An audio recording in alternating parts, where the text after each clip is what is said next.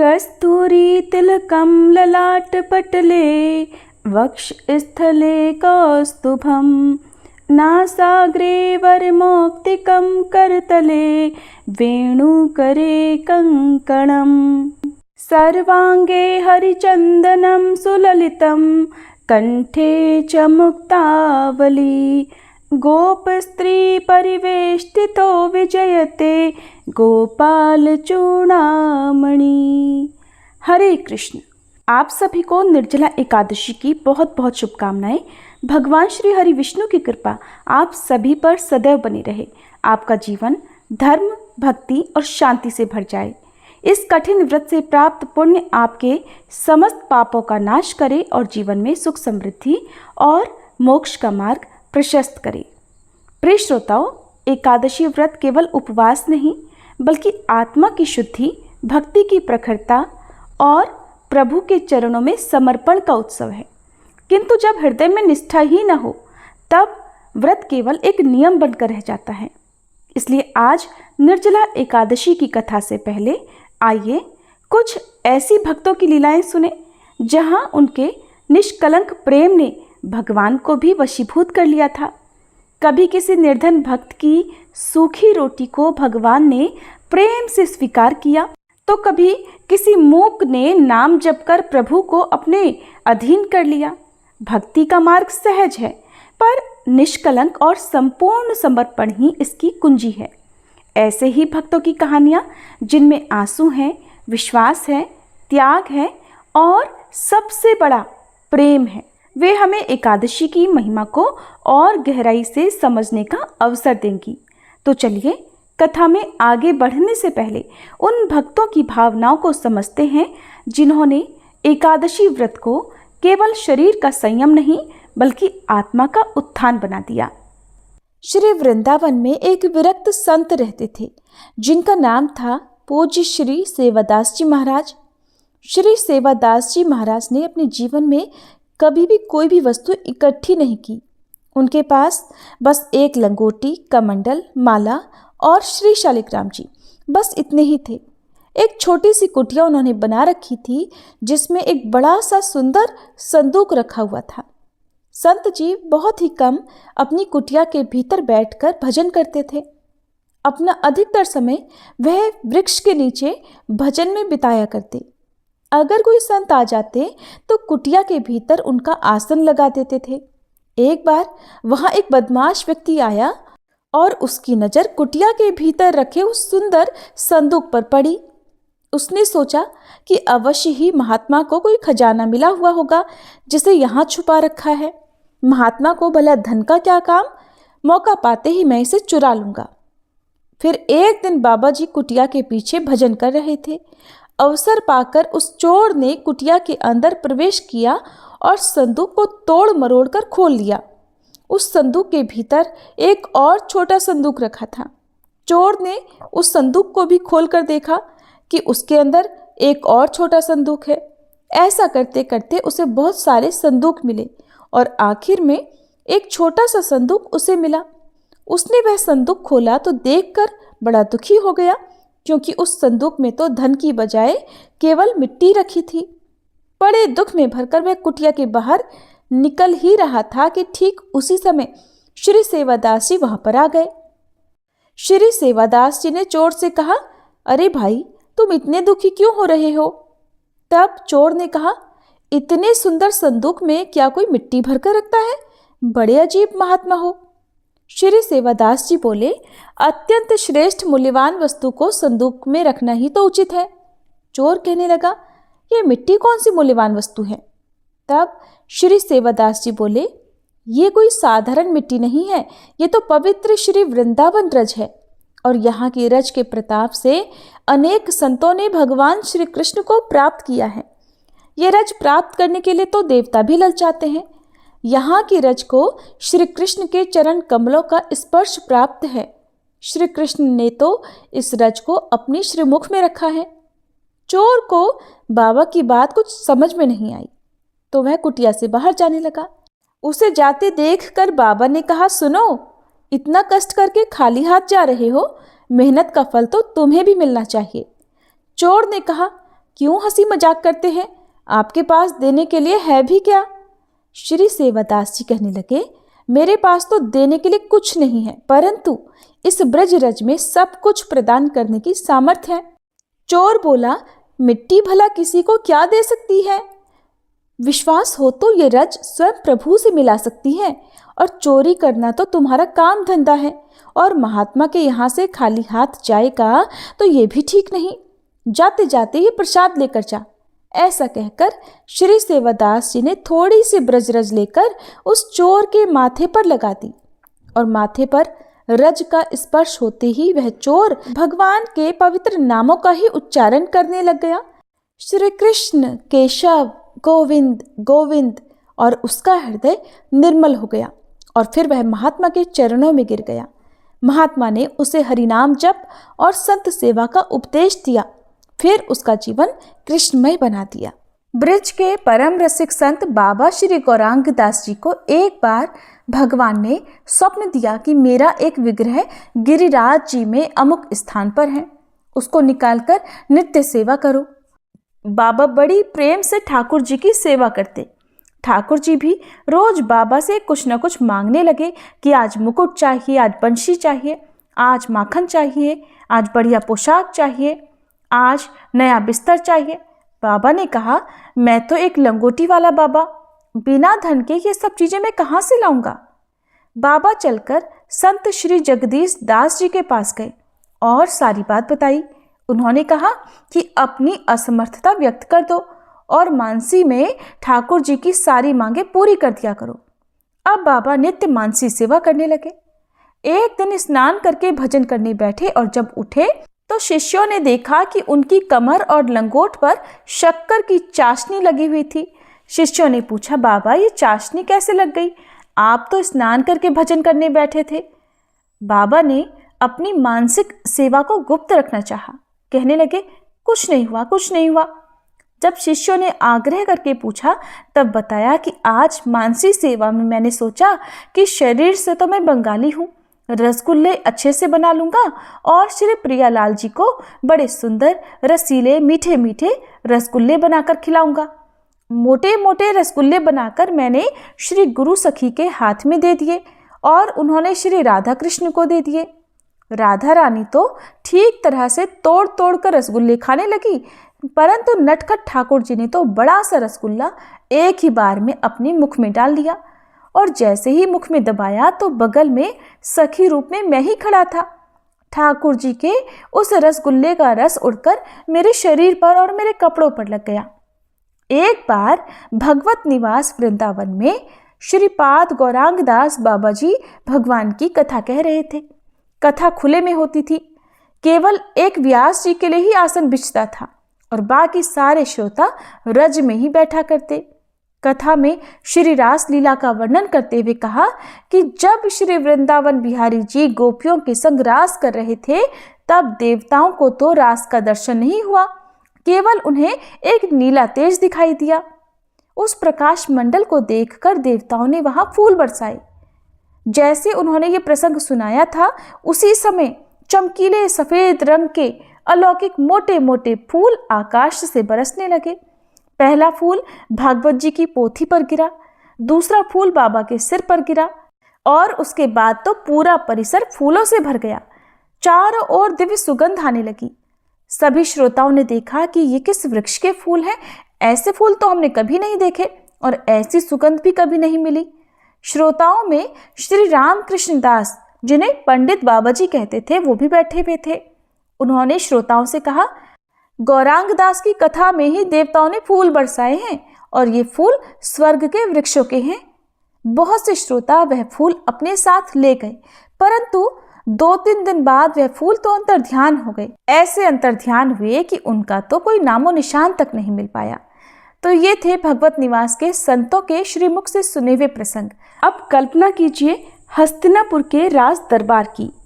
आज का दिन है मोक्षदायिनी निर्जला एकादशी का, एक ऐसा परम पावन व्रत जिसे करने से सभी एकादशियों का फल प्राप्त होता है।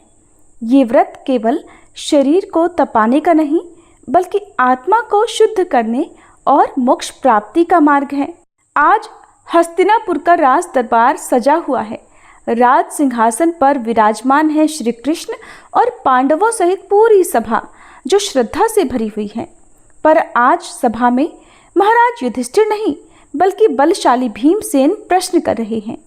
हे माधव, मेरे सभी भ्राता और माता कुंती एकादशी व्रत का पालन करते हैं, परंतु मैं अपने अत्यधिक भोजन की इच्छा के कारण यह व्रत कभी नहीं कर पाता। मेरा मन भी व्रत करने को आतुर है। क्या कोई ऐसा उपाय है कि मैं केवल एक व्रत करूं और सारे व्रतों का फल मुझे मिल जाए? भीमसेन की ये जिज्ञासा सुनकर श्री कृष्ण मधुर मुस्कान के साथ कहने लगे, हे भीमसेन, तुम ये प्रश्न स्वयं महर्षि वेद व्यास जी से करो, वे ही इस विषय में उत्तम मार्ग बताएंगे। आइए अब इस कथा को विस्तार पूर्वक सुनते हैं। जब वेद व्यास जी ने पांडवों को चारों पुरुषार्थ अर्थात धर्म, अर्थ, काम और मोक्ष देने वाले एकादशी व्रत का संकल्प कराया था, तब युधिष्ठिर महाराज ने कहा, जनार्दन, ज्येष्ठ मास के शुक्ल पक्ष में जो एकादशी पड़ती है, कृपया उसका वर्णन कीजिए। तब भगवान श्री कृष्ण ने कहा, राजन, इसका वर्णन परम धर्मात्मा व्यास जी करेंगे, क्योंकि ये संपूर्ण शास्त्रों के तत्वज्ञ और वेद वेदांगों के पारंगत विद्वान हैं। तब वेद व्यास जी कहने लगे, कृष्ण और शुक्ल पक्ष की एकादशी में अन्न खाना वर्जित है। द्वादशी को स्नान करके पवित्र होकर पुष्पों से भगवान केशव की पूजा करें, फिर पहले ब्राह्मणों को भोजन देकर अंत में स्वयं भोजन करें। यह सुनकर भीमसेन बोले, परम बुद्धिमान पितामह, मेरी उत्तम बात भी सुनिए। राजा युधिष्ठिर, माता कुंती, द्रौपदी, अर्जुन, नकुल और सहदेव ये सभी एकादशी को कभी भोजन नहीं करते और मुझसे भी हमेशा यही कहते हैं कि भीमसेन, एकादशी को तुम भी ना खाया करो। परंतु मैं उन लोगों से यही कहता हूँ कि मुझसे भूख नहीं सही जाएगी। भीमसेन की बात सुनकर व्यास जी ने कहा, भीम, अगर तुम नरक को दूषित समझते हो और तुम्हें स्वर्गलोक की प्राप्ति अभीष्ट है, तो तुम दोनों पक्षों की एकादशियों के दिन भोजन मत करना। भीमसेन बोले, महाबुद्धिमान पितामह, मैं आपके सामने सच कहता हूँ, मुझसे एक बार भोजन करके भी व्रत नहीं किया जा सकता, तो फिर भला उपवास करके मैं कैसे रह सकता हूँ? मेरे उदर में व्रक नामक अग्नि सदा प्रज्वलित रहती है, इसलिए जब मैं बहुत अधिक खाता हूँ तभी ये शांत होती है। इसलिए महामुने, मैं पूरे वर्ष भर में केवल एक ही उपवास कर सकता हूँ, जिससे स्वर्ग की प्राप्ति सुलभ हो और जिसके करने से मैं कल्याण का भागी हो सकूँ। ऐसा कोई व्रत निश्चय करके मुझे बताइए, मैं उसका यथोचित रूप से पालन करूँगा। व्यास जी ने कहा, भीम, ज्येष्ठ मास में सूर्य वृष राशि पर हो या मिथुन राशि पर, शुक्ल पक्ष में जो एकादशी हो उसका यत्नपूर्वक निर्जल व्रत करो। केवल कुल्ला या आचमन करने के लिए मुख में जल डाल सकते हो, उसको छोड़कर किसी प्रकार का जल विद्वान पुरुष मुख में न डाले, अन्यथा व्रत भंग हो जाता है। एकादशी को सूर्योदय से लेकर दूसरे दिन के सूर्योदय तक मनुष्य जल का त्याग करे तो ये व्रत पूर्ण होता है। इसके बाद द्वादशी को प्रभात काल में स्नान करके ब्राह्मणों को विधि पूर्वक जल और स्वर्ण का दान करे। इस प्रकार सब कार्य पूरा करके जितेंद्रीय पुरुष ब्राह्मणों के साथ भोजन करे। वर्ष भर में जितनी एकादशियां होती हैं उन सब का फल इस निर्जला एकादशी से मनुष्य प्राप्त कर लेता है, इसमें बिल्कुल भी संदेह नहीं। शंख, चक्र और गदा धारण करने वाले भगवान केशव ने मुझसे कहा था कि अगर मनुष्य सबको छोड़कर एकमात्र मेरी शरण में आ जाए और एकादशी को निराहार रहे तो वह सब पापों से छूट जाता है। कुंती नंदन, निर्जला एकादशी के दिन श्रद्धालु स्त्री पुरुषों के लिए जो विशेष दान और कर्तव्य विहित है उन्हें भी सुनो। उस दिन जल में शयन करने वाले भगवान विष्णु का पूजन और जलमयी धेनु यानी पानी में खड़ी गाय का दान करना चाहिए। सामान्य गाय या घी से बनी गाय का दान भी किया जा सकता है। इस दिन दक्षिणा और कई तरह की मिठाइयों से ब्राह्मणों को संतुष्ट करना चाहिए, क्योंकि उनके संतुष्ट होने पर ही श्री हरि मोक्ष प्रदान करते हैं। जिन्होंने श्री हरि की पूजा और रात्रि में जागरण करते हुए इस निर्जला एकादशी का व्रत किया है, उन्होंने अपने साथ ही बीती हुई 100 पीढ़ियों को और आने वाली 100 पीढ़ियों को भगवान वासुदेव के परम धाम में पहुंचा दिया है। निर्जला एकादशी के दिन अन्न, वस्त्र, गौ, जल, शैया, सुंदर आसन, कमंडल और छाता दान करना चाहिए। जो श्रेष्ठ और सुपात्र ब्राह्मणों को जूता दान करता है, वह सोने के विमान पर बैठकर स्वर्ग लोक में प्रतिष्ठित होता है। जो इस एकादशी की महिमा को भक्ति पूर्वक सुनता है अथवा उसका वर्णन करता है, वह स्वर्गलोक में जाता है। चतुर्दशी युक्त अमावस्या को सूर्य ग्रहण के समय श्राद्ध करके मनुष्य जिस फल की प्राप्ति करता है, वही फल इस कथा को सुनने से भी मिलता है। भीमसेन ज्येष्ठ मास में शुक्ल पक्ष की जो शुभ एकादशी होती है, उसका निर्जल व्रत करना चाहिए। उस दिन श्रेष्ठ ब्राह्मणों को शक्कर के साथ जल के घड़े दान करने चाहिए। ऐसा करने से मनुष्य भगवान विष्णु के समीप पहुंचकर आनंद का अनुभव करता है। इसके बाद द्वादशी को ब्राह्मण भोजन कराने के बाद स्वयं भोजन करे। जो इस प्रकार पूर्ण रूप से पापनाशिनी एकादशी का व्रत धारण करता है, वह सब पापों से मुक्त होकर आनंदमय वैकुंठ लोक को प्राप्त करता है। ये सुनकर भीमसेन ने भी इस शुभ एकादशी का व्रत आरंभ कर दिया। तभी से यह एकादशी भीमसेनी एकादशी के नाम से प्रसिद्ध हुई। प्रिय श्रोताओं, आइए अब हम सब मिलकर भगवान श्री लक्ष्मी नारायण जी से क्षमा प्रार्थना करें। हे सच्चिदानंद परम करुणामय भगवान विष्णु, हे लक्ष्मी नारायण भगवान, आप सबके अंतःकरण में वास करने वाले सर्वज्ञ, सर्वशक्तिमान और अनंत दयालु हैं। मैं आपकी इस अज्ञानमय बालिका ने जीवन के पथ पर चलते हुए अनगिनत बार अपने विचारों, वचनों और कर्मों से जाने अनजाने पाप, त्रुटियां और अपराध किए हैं। हे प्रभु, कभी किसी के साथ कटु व्यवहार किया, कभी अहंकार में कुछ ऐसा बोल गई जो आपकी मर्यादाओं के विरुद्ध था। कभी क्रोध आया, कभी मोह ने भरमाया और कभी लोभ ने मुझे आपके पथ से डगमगाया। परंतु प्रभु, आप तो क्षमाशील हैं। आप तो उसी को उठाते हैं जो गिर गया हो, उसी को थामते हैं जो भटक गया हो। हे श्री हरि, मैं स्वीकार करती हूँ कि मेरी बुद्धि संकीर्ण है, मन चंचल है, इंद्रियां आकर्षणों में बहक जाती हैं, परंतु मेरा हृदय बार बार आपके श्री चरणों की ओर ही लौट आता है। हे प्रभु, मैं आपकी शरण में हूँ। आपके बिना मेरा कोई सहारा नहीं, कोई गति नहीं। मुझ में यदि कोई गुण है तो वह आपके चरणों की भक्ति है। मुझ में यदि कोई शक्ति है तो वह आपके नाम का स्मरण है। आपकी कृपा के बिना मैं कुछ भी नहीं। इसलिए हे करुणा सिंधु, कृपया मुझ पर दृष्टि डालिए, मेरे समस्त पापों को क्षमा कर दीजिए, मुझे अपनी भक्ति में दृढ़ बनाइए और अपने प्रेम में बांध लीजिए। मैं न योग जानती हूँ, न यज्ञ, न तप, न व्रत। मैं तो केवल एक बात जानती हूँ कि आप मेरे हैं और मैं आपकी हूँ। यही संबंध मेरी आत्मा की अंतिम पहचान है। महर्षि वेद व्यास जी द्वारा रचित 18 पुराणों में से एक अग्नि पुराण में अग्निदेव द्वारा महर्षि वशिष्ठ को दिए गए विभिन्न उपदेश हैं और इसी के अंतर्गत इस समस्त पाप नाशक स्तोत्र के बारे में महात्मा पुष्कर कहते हैं कि मनुष्य चित्त की मलिनतावश चोरी, हत्या, पर स्त्री गमन आदि तरह तरह के पाप करता है, पर जब चित्त कुछ शुद्ध होता है तब उसे इन पापों से मुक्ति की इच्छा होती है। उस समय भगवान नारायण की दिव्य स्तुति करने से समस्त पापों का प्रायश्चित पूर्ण हो जाता है। इसलिए इस दिव्य स्तोत्र का नाम समस्त पाप नाशक स्तोत्र है।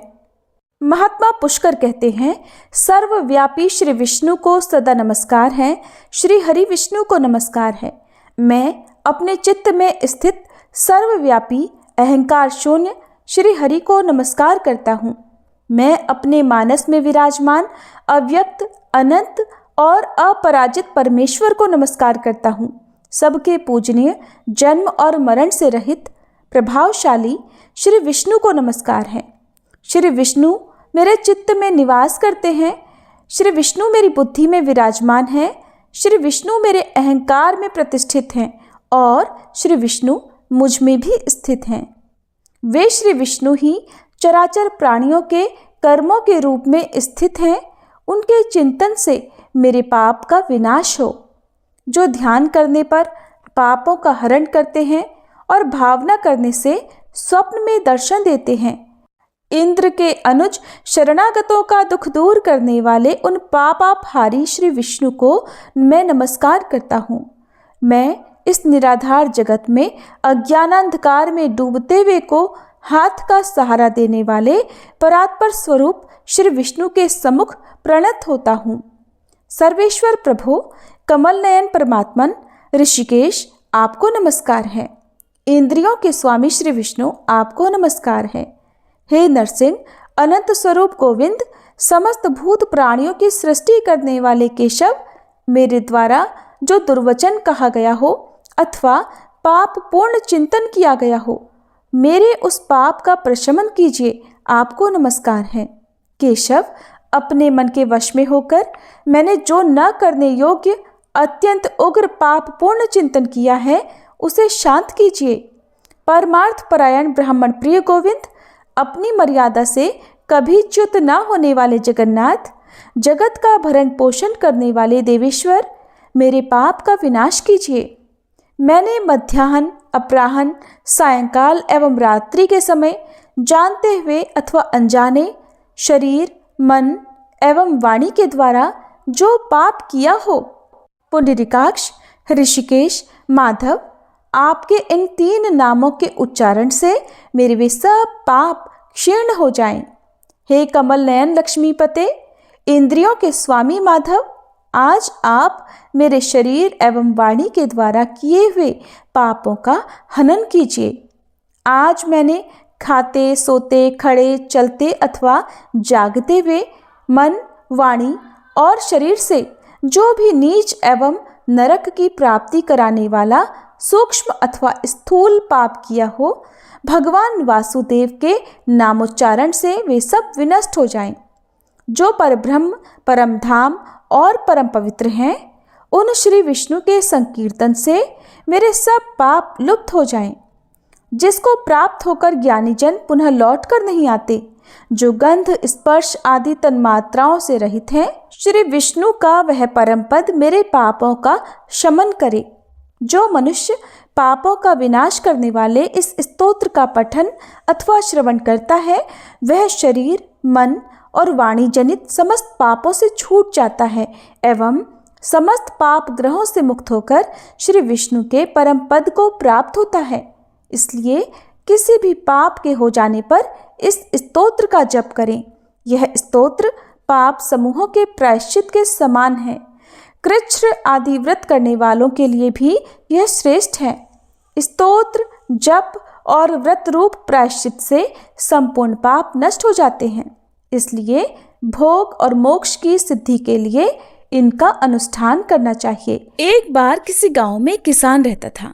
वह हर दिन मंदिर जाता और तुलसी माता की पूजा किया करता था। वह तुलसी माता से रोज प्रार्थना करता कि हे तुलसी माता, मेरे आनंद करना। तुलसी माता ने एक दिन सोचा कि ये किसान बहुत सीधा साधा है, एक तो गरीब है, फिर भी हर दिन समय निकालकर मेरी पूजा किया करता है। मैं इसके लिए कुछ न कुछ करना चाहती हूँ। ये सोचकर तुलसी माता ने एक छोटी कन्या का रूप धरा और किसान के रास्ते पर जाकर बैठ गई और फिर उस किसान से कहने लगी कि मैं भी तुम्हारे घर चलना चाहती हूँ, मेरा कोई नहीं है। किसान ने सोचा, घर पर तो मेरी 6 बेटियां पहले से ही हैं, अब 7 लड़कियों का मैं पेट कैसे भरूंगा, कैसे उनका पालन पोषण करूंगा और कैसे इनका विवाह कराऊंगा, मेरे पास तो कुछ भी ऐसा नहीं है। ये सोचकर वह किसान बहुत परेशान हो गया। मारे दुख के उसको आजकल कुछ भी अच्छा नहीं लग रहा था। यहाँ तक कि उसको खाना खाने का भी मन नहीं कर रहा था। उसे इस तरह परेशान देखकर उसकी पत्नी बोली, क्या बात है, आजकल बहुत दुखी रहने लगे हो। तब वह किसान बोला, क्या बताऊं, मैं मंदिर जाता हूँ, वहां पर एक छोटी सी कन्या बैठी हुई है और वह रोज कहती है कि मैं भी तुम्हारे घर चलूंगी। अब तुम ही बताओ भला, घर पर तो हमारी 6 बेटियां पहले से ही हैं, अब 7वीं को लाकर मैं कैसे उसका पेट भरूंगा, कैसे गुजारा होगा। किसान की पत्नी बोली, अरे इसमें परेशान होने की इतनी क्या बात है, अगर वह आ रही है तो आने दो, जैसे हमारी ये 6 बेटियां रहती हैं वैसी वो भी रह लेगी। तब किसान बोला, अरे हम उसका विवाह कैसे कराएंगे, कैसे इतने बड़े परिवार का गुजारा होगा। किसान की पत्नी ने उसे समझाते हुए कहा, अरे ये तो कोई भी बात नहीं, कोई मुश्किल ही नहीं, जैसे हम अपनी 6 लड़कियों की शादी करवाएंगे वैसे ही 7वीं की भी करवा देंगे, अपनी 7 लड़कियों का विवाह साथ साथ करवा देंगे। अब किसान को अपनी पत्नी की बात सही लगी, उसका मन थोड़ा हल्का हुआ। अगले दिन जब वह मंदिर गया तो वह कन्या उसे फिर से मंदिर की सीढ़ियों पर बैठी दिखाई दी और फिर से उसने अपनी बात दोहराई कि मैं आपके घर चलूं क्या। अब की बार किसान ने ना तो उससे मना किया, ना ही कोई बहाना बनाया, बल्कि उसका हाथ पकड़कर कहा, हाँ चल बेटी, घर चलो। ऐसा कहकर वह किसान उस छोटी सी कन्या का हाथ पकड़कर अपने घर पर लिवा कर ले आया। अब जब वह घर ले आया तो तुलसी माता, जो कन्या के रूप में उस किसान के घर पर आई थी, उनका तो पैर किसान के घर पर पड़ते ही किसान के तो मानो आनंद ही आनंद छा गया। उसके घर में खुशियां ही खुशियां भर गई और उसकी सारी गरीबी भी दूर हो गई। अब किसान के घर में किसी बात का कोई अभाव नहीं था। धीरे धीरे समय बीता और किसान की वो सभी कन्याएं अब विवाह के लायक हो गई। जब वह किसान अपनी बेटियों की शादी के लिए वर ढूंढने के लिए जाने लगा तो सबसे छोटी कन्या ने कहा कि पिताजी, मेरे लिए तो शालिग्राम जी के मंदिर में जाकर शालिग्राम जी को ही लेकर आना और उनसे कहना कि वो बारात लेकर आए मुझसे विवाह करने के लिए।